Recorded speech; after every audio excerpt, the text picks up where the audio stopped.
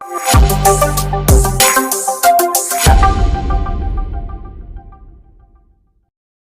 Mass മോട്ടോഴ്സിൽ നിന്നാണ് Honda Activa 4G വണ്ടി general service ആയിട്ട് തന്നെയാണ്. അപ്പോൾ അതിനകത്ത് നല്ല രീതിയിൽ നമ്മൾ സ്റ്റാർട്ടിങ് കംപ്ലയിൻറ്റ് പറഞ്ഞിട്ടുണ്ടായിരുന്നു.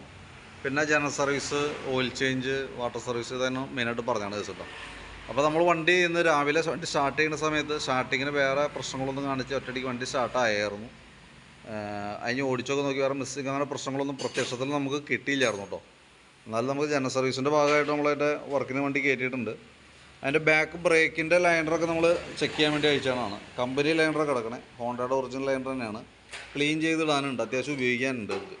ബ്രേക്ക് ക്യാമൊക്കെ ഒന്ന് അഴിച്ച് ഗ്രീസ് ചെയ്യുക, അതിൻ്റെ ഉള്ളിൽ അത്യാവശ്യം പൊടി കാര്യങ്ങളൊക്കെ ഉണ്ടാക്കുന്നത് ക്ലീൻ ചെയ്ത് റീസെറ്റ് ചെയ്യാം.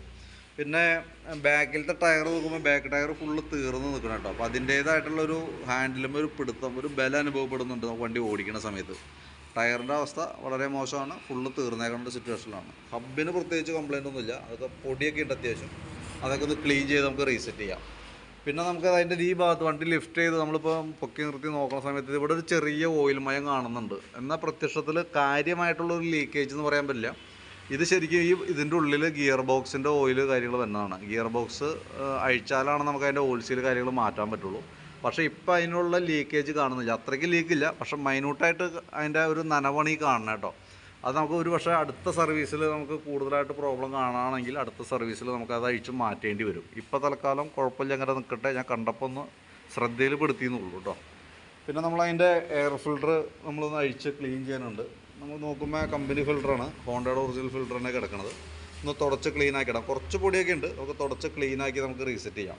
പിന്നെ ക്ലച്ചിൻ്റെ ഭാഗം നമ്മൾ അഴിച്ച് ചെക്ക് ചെയ്യുന്നുണ്ട്. ക്ലച്ചിനകത്ത് നമ്മൾ നോക്കുമ്പോൾ പറയത്തക്ക ലീക്കേജ്, ഓയിൽ ലീക്ക് കാര്യങ്ങളൊന്നുമില്ല. ക്ലച്ച് ക്രാങ്ക് ഷാഫ്റ്റിൻ്റെ ആയാലും ക്ലച്ച് ഷാഫ്റ്റിൻ്റെ ആയാലും ഭാഗത്ത് ഓയിൽ ലീക്ക് കാര്യങ്ങളൊന്നുമില്ല. ക്ലച്ചൊക്കെ നീറ്റാണ്, അത്യാവശ്യം നല്ല രീതിയിൽ തന്നെ ക്ലീനിങ് ഒക്കെ ചെയ്തതാണ്. അപ്പോൾ കറക്റ്റ് നമ്മൾ സർവീസ് കൃത്യമാണെങ്കിൽ അതൊക്കെ നീറ്റായിട്ട് തന്നെ ക്ലീൻ ചെയ്ത് പോവാറ്. പിന്നെ അതേപോലെ തന്നെ ബെൽറ്റും നമ്മൾ നോക്കി, വണ്ടി വന്നപ്പോൾ ഉള്ള ബെൽറ്റ് കിടക്കണേ കമ്പനി ബെൽറ്റാണ്, നിലവിൽ ഡാമേജ് ഇല്ല. പിന്നെ അതിൻ്റെ കിക്കർ വീലൊക്കെ ഒന്ന് അഴിച്ച് ഗ്രീസ് ചെയ്തിടുന്നുണ്ട്. ക്ലച്ച് കവറിൻ്റെ ഉള്ളിലായാലും വേറെ പറയത്തക്ക കാര്യമായിട്ടുള്ള വേറെ പ്രോബ്ലംസ് ഒന്നുമില്ല. Variator body, boss drive, roller അടങ്ങുന്ന യൂണിറ്റാണത്. അതൊക്കെ നോർമൽ സാധാരണ രീതിയിലുള്ള തേമാനമുള്ളൂ. ഒരല്പം തേമാനം കാണിച്ചു തുടങ്ങിയിട്ടുണ്ട്. പക്ഷേ ഇപ്പം നമുക്ക് അതിന് വേണ്ടിയിട്ട് ഇപ്പോൾ ഒന്നും ചെയ്യേണ്ട. അടുത്ത സർവീസിലും നമ്മൾ ജനറൽ സർവീസായിട്ടാണ് പറയണമെന്നുണ്ടെങ്കിൽ നമ്മൾ ഇതേപോലെ തന്നെ ഡീറ്റെയിൽ ആയിട്ട് ചെക്ക് ചെയ്യും. കൂടുതൽ പ്രോബ്ലം തോന്നുകയാണെങ്കിൽ അടുത്ത സർവീസിൽ നമുക്കത് ചേഞ്ച് ചെയ്യേണ്ടതായിട്ട് വരും. പിന്നെ ബെൻഡെക്സ് യൂണിറ്റാണ്, വർക്കിംഗ് നോക്കി നിലവിൽ വേറെ കുഴപ്പമൊന്നുമില്ല, ഓക്കെ ആയിട്ടാണ് കാണുന്നത് കേട്ടോ. ക്ലച്ച് വെയിറ്റ് സെറ്റ് വരുന്ന യൂണിറ്റാണത്, അതിൻ്റെ പെർഫോമൻസും വർക്കിങ്ങൊക്കെ ഓക്കെയാണ്. ക്ലച്ച് ഔട്ടർ ആയാലും നമുക്കൊന്ന് ക്ലീൻ ചെയ്ത് റീസെറ്റ് ചെയ്യാം. പിന്നെ നമ്മളതിൻ്റെ കാർബറേറ്റർ യൂണിറ്റ് ഒന്ന് അഴിച്ചിട്ടുണ്ട്. സ്റ്റാർട്ടിങ് കംപ്ലയിൻറ്റ് പറഞ്ഞിട്ടുണ്ട്, മൈലേജിൻ്റെ പ്രശ്നം പറഞ്ഞിട്ടുണ്ട്. ഈ രണ്ട് കേസും ഉള്ളത് കൊണ്ട് കൂടിയിട്ടാണ് കാർബറേറ്റർ യൂണിറ്റ് നമ്മൾ അഴിച്ചേക്കണേ. അപ്പോൾ അതിൻ്റെ മൗത്തിലൊക്കെ നോക്കുമ്പോൾ അത്യാവശ്യം കരിയും കാര്യങ്ങളൊക്കെ ഉണ്ടായിട്ടുള്ളൂ, പൊടിയൊക്കെ കയറിയിട്ട് ആ ജെറ്റുകൾ ഇപ്പോൾ ഇതിനകത്ത് നോക്കുമ്പോൾ നമ്മൾ ഈ സ്ലോ ജെറ്റൊക്കെ ബ്ലോക്ക് ആയിട്ട് അവസ്ഥയിലാണ് നിൽക്കുന്നത്. അപ്പോൾ അതിൻ്റേതായിട്ടുള്ളൊരു മൈലേജ് കുറവ് കാണിക്കും. പിന്നെ നമുക്കത് ക്ലീനർ ഉപയോഗിച്ചിട്ട് നല്ല രീതിയിൽ ക്ലീൻ ചെയ്യാം. ആ സ്ലോ ജെറ്റ് ഒന്ന് മാറ്റിയിട്ട് നമുക്ക് റീസെറ്റ് ചെയ്യാം. ഇതിൻ്റെ ഉള്ളിൽ പെട്രോൾ കിടന്നിട്ടുള്ളൊരു പ്രോബ്ലം അതിൻ്റെ ഉള്ളിൽ സ്റ്റാർട്ട് ചെയ്തിട്ടുണ്ട്. തൽക്കാലം ക്ലീൻ ചെയ്ത് നമുക്ക് റീസെറ്റ് ചെയ്യാൻ കുഴപ്പമില്ല.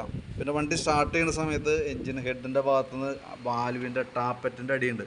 ഇവിടെ നോക്കുമ്പോൾ ഇത് എത്രയും ലൂസാണത് കേട്ടോ. അത് ഞാൻ കറക്റ്റ് അഴിച്ചിട്ട് നമുക്കത് കറക്റ്റ് ഗേജ് വെച്ചിട്ട് കറക്റ്റ് അളവിലേക്ക് നമുക്ക് സെറ്റ് ചെയ്ത് കറക്റ്റ് ആക്കാം. കാരണം അത് ചിലമ്പൽ സൗണ്ട് ഇങ്ങനെ കേട്ടുകൊണ്ടിരിക്കും. പിന്നെ അത് നമുക്ക് അഴിക്കുമ്പോൾ അതിൻ്റെ ഗ്യാസ്കറ്റും ഓറിങ്ങും മാറ്റിയിട്ട് വേണം റീസെറ്റ് ചെയ്യാനായിട്ട്. അതും നമുക്ക് ആ സൈഡിൽ ചെറിയൊരു ലീക്കേജ് സ്റ്റാർട്ട് ചെയ്തിട്ടുണ്ടായിരുന്നു കേട്ടോ. പിന്നെ ഫ്രണ്ട് ഭാഗത്തേക്ക് വരുമ്പോഴത്തേക്കും ഫ്രണ്ട് ബുഷുകൾ നമ്മളൊന്ന് അഴിച്ച് ഗ്രീസിങ്ങിന് വേണ്ടിയിട്ട് അഴിച്ചാണ്. ഇവിടെ നമ്മൾ നോക്കുമ്പോൾ അതിൻ്റെ ബുഷിനൊക്കെ നല്ല പ്ലേ കാണുന്നുണ്ട്, കണ്ടോ, അത്രയും പ്ലേ കാണിക്കുന്നുണ്ട്. അത് ശരിക്കും പറഞ്ഞാൽ ഈ സൈഡ് ഇച്ചിരി കൂടുതലാണ്. ശരിക്കും ഇതിൻ്റെ ഉള്ളിൽ ഫൈബറും മെറ്റലും കൂടിയിട്ടുള്ള ബുഷാണ്. അപ്പോൾ അതുകൊണ്ടാണ് ഈ ഇടയ്ക്കിടയ്ക്ക് നമുക്കത് ചേഞ്ച് ചെയ്യേണ്ടതായിട്ട് തന്നെ. അതേപോലെ തന്നെ ഈ ഗ്രീൻ ബുഷും ഇതും വളരെ ഓവറായി പോയത് കണ്ടോ. ഇത് ശരിക്കും പറഞ്ഞാൽ നമ്മൾ റോട്ടിൽ നിന്നുള്ള ആ ഗട്ടറൊക്കെ ചാടുമ്പോൾ ആ ലോഡ് ഫുള്ള് എടുക്കുന്നത് ഈ ഷോക്കാണ്. അപ്പോൾ അതുകൊണ്ട് ഇത് പെട്ടെന്ന് പോവും. ഇതും ഈ പറഞ്ഞ രീതിയുടെ കംപ്ലയിൻസിലേക്ക് കാണിച്ചു തുടങ്ങിയിട്ടുണ്ട്. അപ്പോൾ അതും നമുക്ക് കൂട്ടത്തിൽ ചേഞ്ച് ചെയ്ത് പോവുകയാണെങ്കിൽ അതാണ് ഏറ്റവും ബെറ്റർ. ഫ്രണ്ട് ബ്രേക്കിൻ്റെ ലൈനറൊക്കെ ഒന്ന് അഴിച്ച് ക്ലീൻ ചെയ്യാനുണ്ട്. ബ്രേക്ക് ക്യാമൊക്കെ ഒന്ന് അഴിച്ച് റീസെറ്റ് ചെയ്യാനുണ്ട് കേട്ടോ. ഫ്രണ്ടിലത്തെ ടയറായാലും നല്ല ടയറാണ്, കുഴപ്പമില്ല, ഉപയോഗിക്കാനുണ്ട്. ഹബിന് വേറെ പറയത്തക്ക കംപ്ലയിൻ്റ് ഒന്നുമില്ല. അത്യാവശ്യം നമുക്കൊന്ന് ഹബ്ബൊക്കെ ഒന്ന് ക്ലീൻ ചെയ്ത് നമുക്ക് റീസെറ്റ് ചെയ്യാം. പിന്നെ ബാറ്ററി നമ്മളൊന്ന് ചെക്ക് ചെയ്ത് നോക്കണുണ്ട്. ബാറ്ററി നമുക്ക് ഇരിക്കുന്ന ബാറ്ററി 2020 ബാറ്ററിയാണ്. 12 വോൾട്ട് 4 ആമ്പിയർ വരുന്ന ബാറ്ററിയാണ് നമുക്ക് ആക്റ്റീവയ്ക്ക് തന്നെ. അപ്പോൾ അതിൻ്റെ വോൾട്ട് നമ്മൾ നോക്കുന്ന സമയത്ത് ഈ പറഞ്ഞ പോലെ 12.80 ആ റേഞ്ചിൽ വോൾട്ട് ഉണ്ട്. 12.5 വോൾട്ട് എന്ന് പറയുമ്പോൾ നല്ല വോൾട്ടൊക്കെയാണ്. പക്ഷേ നമ്മൾ ബാറ്ററി ടെസ്റ്റ് മോഡിലേക്ക് കൊടുക്കുമ്പോൾ ഉണ്ടല്ലോ, അതിനകത്ത് ബാറ്ററിയുടെ സ്റ്റാറ്റസ് കാണിക്കുന്നത് കംപ്ലൈൻ്റ് ആയിട്ടാണ് കാണിക്കുക. പോയ ബാറ്ററി ആയിട്ടാണ് കാണിക്കുക. ഞാൻ ജസ്റ്റ് ഒന്ന് കാണിച്ചു തരാം. ഇവിടെ നോക്കുമ്പോൾ ഇവിടെ കംപ്ലൈൻ്റാണ് കാണിക്കുക. ഇനി ഒരു പക്ഷേ സെൽഫിൻ്റെ പ്രോബ്ലം, സ്റ്റാർട്ടിങ് കംപ്ലൈൻറ്റ് എന്ന് പറഞ്ഞത് ഒരു പക്ഷേ ഈ ബാറ്ററിയുടെ പ്രശ്നം കൊണ്ടും ആവാം. പക്ഷേ ഇന്ന് ഞങ്ങൾ സ്റ്റാർട്ട് ചെയ്യുന്ന സമയത്ത് നമുക്ക് സ്റ്റാർട്ടിങ് കംപ്ലൈൻറ്റ് എന്ന് പറഞ്ഞാൽ ഒരു സെൽഫ് എടുക്കായികയോ ഇനി അതല്ലെങ്കിൽ കിക്കർ അടിച്ച് സ്റ്റാർട്ട് ആവായിക്കോ അങ്ങനത്തെ യാതൊരു കംപ്ലൈൻറ്റും നമുക്ക് ചെക്ക് ചെയ്യുമ്പോൾ കിട്ടിയിട്ടില്ല. അപ്പോൾ ഇപ്പോൾ മൈലേജിൻ്റെ പ്രോബ്ലം പറഞ്ഞതുകൊണ്ടാണ് നമ്മൾ കാർബറേറ്ററും കൂടി ഒന്ന് അഴിച്ച് ക്ലീൻ ചെയ്യണത്. ഇപ്പോൾ ബാറ്ററിക്ക് ഓൾറെഡി ഇങ്ങനെ കംപ്ലൈൻറ്റ് ഉണ്ട്. ഇനി ഒരു പക്ഷേ ബാറ്ററിയുടെ പ്രശ്നം കൊണ്ട് ആവാം. ഇപ്പോൾ ബാറ്ററി മാറ്റണമെന്നല്ല നമ്മൾ ഉദ്ദേശിക്കുന്നത്. ഇനി സ്റ്റാർട്ടിങ് കംപ്ലൈൻറ്റ് നിങ്ങളൊന്നുകൂടി നോക്കാം. കൂടുതലായിട്ട് പ്രോബ്ലം ഉണ്ടെങ്കിൽ അത് കൃത്യമായിട്ട് നമുക്ക് കംപ്ലൈൻറ്റ് കിട്ടിയാലാണ് അത് ഇന്നതിൻ്റെ കംപ്ലൈൻ്റ് ആണ് എന്ന് നമുക്ക് മനസ്സിലാക്കി അത് ആ ഭാഗം ക്ലിയർ ചെയ്ത് പോകാൻ പറ്റുള്ളൂ. ഇതിപ്പോൾ പ്രത്യക്ഷത്തിൽ ഇപ്പോൾ സെൽഫ് അടിക്കുമ്പോൾ വണ്ടി സ്റ്റാർട്ടായി, കിക്കർ അടിക്കുമ്പോൾ വണ്ടി സ്റ്റാർട്ടാണ്. സെൽഫ് നമ്മൾ 2-3 പ്രാവശ്യം കണ്ടിന്യൂസ് ആയിട്ട് ചെക്ക് ചെയ്ത് നോക്കി, അപ്പോഴും വേറെ പ്രോബ്ലം ഒന്നും കാണിക്കുന്നില്ല. പക്ഷേ ബാറ്ററി ചെക്ക് ചെയ്യുന്ന സമയത്ത് ബാറ്ററി കംപ്ലൈൻ്റ് ആയിട്ടാണ് കാണിക്കുന്നത് കേട്ടോ. അപ്പോൾ ഇപ്പോൾ സെൽഫൊക്കെ അടിക്കുന്നുണ്ട്. അപ്പോൾ നോക്കിയിട്ട് മതി. കംപ്ലൈൻറ്റ് ഇപ്പോൾ സെൽഫിൻ്റെ പ്രശ്നം കൂടുതലായിട്ട് കാണിച്ചിട്ട് ബാറ്ററി മാറ്റിയാൽ മതി, കുഴപ്പമില്ല. കാർബറേറ്ററും നമ്മളിപ്പോൾ അഴിച്ച് ക്ലീൻ ചെയ്ത് റീസെറ്റ് ചെയ്ത് കഴിയുമ്പോൾ നിങ്ങൾക്ക് ഈ പറഞ്ഞ ഈ കംപ്ലൈൻറ്റ് ചിലപ്പോൾ ഒരു വർഷം മാറാനും മതി.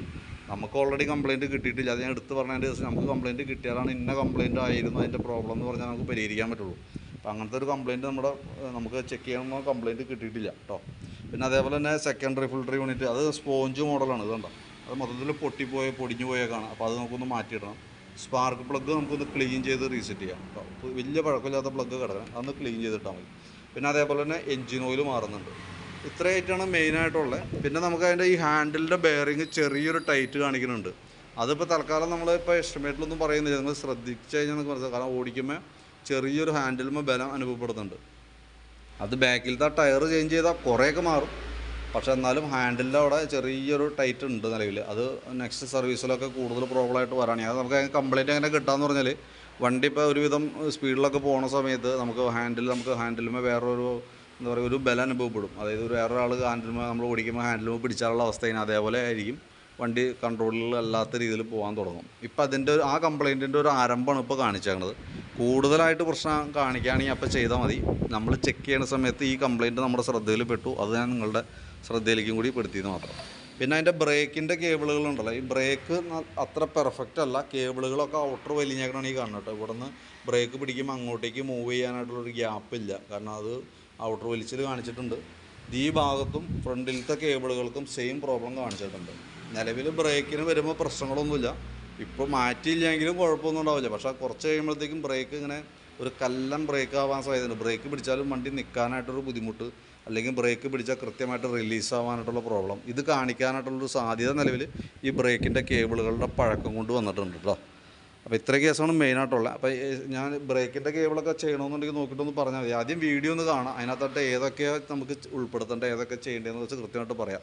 അതനുസരിച്ച് നമുക്കൊരു എസ്റ്റിമേറ്റ് പ്രിപ്പയർ ചെയ്ത് അതിൻ്റെ ഡീറ്റെയിൽസ് തരാം കേട്ടോ.